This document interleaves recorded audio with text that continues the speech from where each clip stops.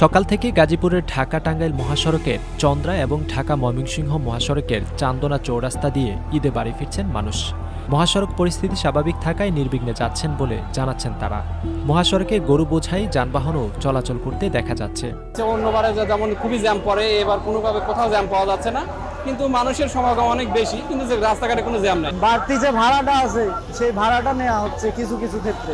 যেমন আমরা কোনাবাড়ি থেকে আসলাম, এখানেই ভাড়া নিয়েছে 30 টাকা, কারো কাছ থেকে 50 টাকা। গাজীপুরের 2000-এর বেশি পোশাক কারখানার মধ্যে বুধবার 40 ভাগ কারখানায় ছুটি হচ্ছে। ফলে দিন শেষে এদিন গাড়ির চাপ বাড়বে বলে মনে করছেন সবাই। বৃহস্পতি ও শুক্রবার বাকি কারখানাগুলোতেও ঈদের ছুটি শুরু হবে।